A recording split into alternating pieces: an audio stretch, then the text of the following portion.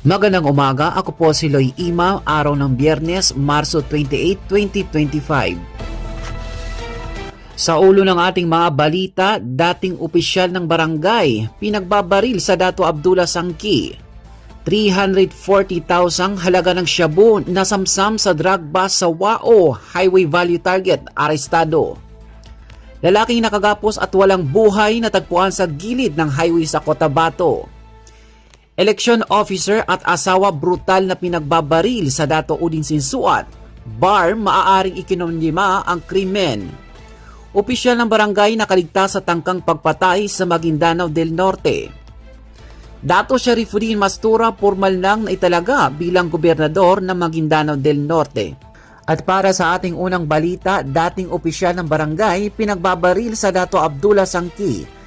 Napatay ang isang dating opisyal ng barangay matapos tambangan ng hindi pa nakikilalang mga armadong lalaki sa barangay Kaya-Kaya Dato Abdullah Sangki, Maguindanao del Sur nitong Huwebes ng hapon, Marso 27, 2025. Kinilala ang biktima bilang si Ronald Pai Dumama, 54 anyos na taong gulang, dating barangay chairman ng barangay Dimampo sa parehong bayan. Batay sa inisyal na investigasyon, sakay si Pai Dumama ng kanyang motorsiklo at pauwi na sa kanilang tahanan ng biglang pagbabarilin ng mga salarin sa isang bahagi ng barangay Kaya-Kaya. Isinugod siya sa Maguindanao Provincial Hospital sa Sharif Agwak ng mga rumuspendang otoridad, ngunit diniklara siyang dead on arrival. Samantala nakatakas naman agad ang mga sospek sakay ng kanilang mga motorsiklo matapos ang pamamaril. Patuloy ang investigasyon ng mga otoridad upang matukoy ang motibo sa likod ng krimen at ang pagkakakilanlan ng mga responsable sa ambush. 340,000 halaga ng shabu na samsam sa drug bust sa WAO, One Highway Value Target, arestado. Nasamsam sa isang matagumpay na operasyon laban sa illegal na droga ang hinihinalang shabu na nagkakahalaga ng 340,000 sa Purok 5, Barangay East Kilikili, WAO, Lanao del Sur bandang 9:25 ng umaga noong Marso 26, 2025. Sa isinagawang buy-bust operation na aresto ang isang high-value individual na kinilalang si alias Junjun, residente ng nasabing lugar. Ang operasyon ay pinangunahan ng Special Operation Unit 15, SAU 15 ng PNP Drug Enforcement Group na pagkikipagtulungan ng WAO Municipal Police Station, 3rd Platoon ng 1st M or PMFC, LSPPO or PDEO at iba pang ahensya tulad ng IMEG at RIU Bar. Nakumpiska mula sa sospek ang dalawang pakete ng hinihinalang shabu na may kabuang timbang ng 50 gramo. Bukod dito nakuha rin ang isang tunay na 1,000 bill na ginamit sa buy-bust na inilagay sa ibabaw ng 79 piraso ng peking 1,000 bills na kabuang 79,000. Isang itim na Kawasaki Baja motorcycle, chassis number MD2A 18AY3J WK64780 na walang plaka ang nasamsam din mula sa suspect. Ang mga nakuwang ni ebidensya kabilang ang hinihinalang shabu ay dinala sa PDEGSOU 15 para sa tamang dokumentasyon at disposisyon.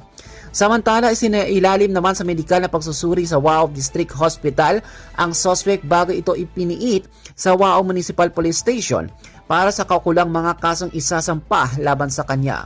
Lalaking nakagapos at walang buhay natagpuan sa gilid ng highway sa Cotabato. Patuloy pa rin ang pag-iimbestiga ng mga otoridad sa pagkakakilanlan ng isang lalaking natagpuang patay sa gilid ng National Highway, partikular sa Purok Masinulundon, Barangay Bagong Tapay, Mlang, Cotabato. Ayon sa investigasyon ng Mlang Municipal Police Station, natagpuang nakagapos ang mga kamay at mga paa ng biktima gamit ang alambre. Pinaniniwala ang pinatay ang lalaki matapos makaranas ng mga sugat sa kanyang dibdib.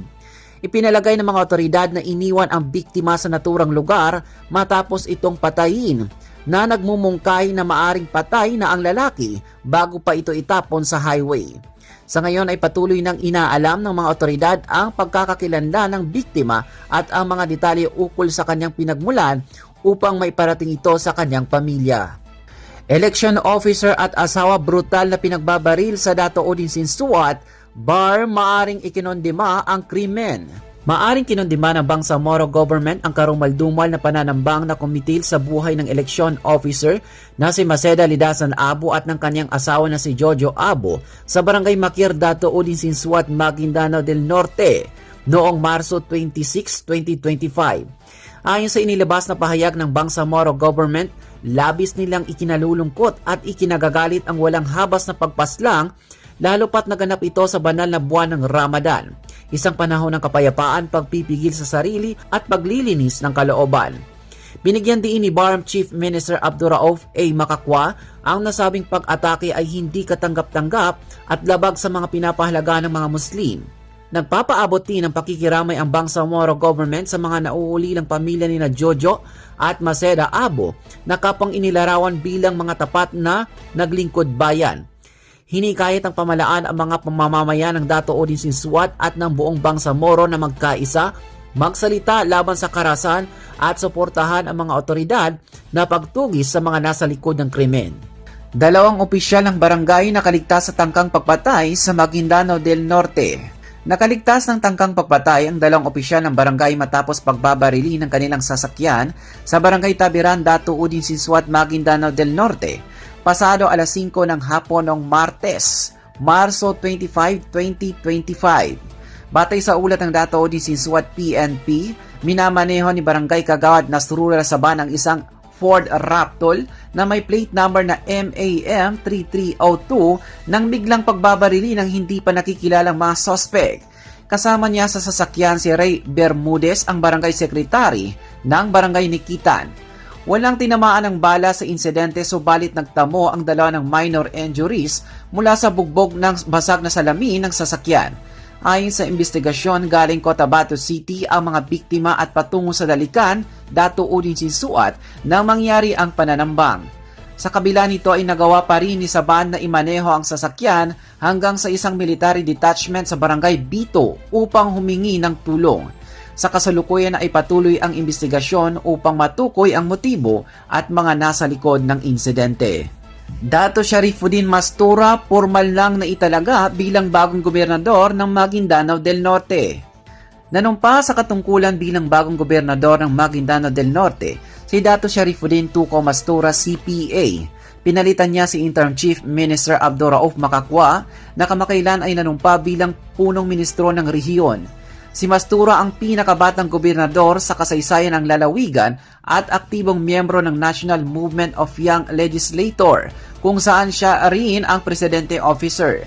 Nanumpa siya sa palasyo ng Malacanang sa harap ng Executive Secretary Locos Bersamin, kasama ang kanyang pamilya na pinangungunahan ng Maguindanao del Norte, gubernatorial aspirant Dato Tuco Mastura. Samantala, noong Marso 27 ay gaganapin ang opisyal na turnover of duties para sa bagong gobernador. At yan ang ating mga nakalap na balita ngayong araw, March 28, 2025. Ito po ang inyong lingkod si Loy Imam. Magandang umaga.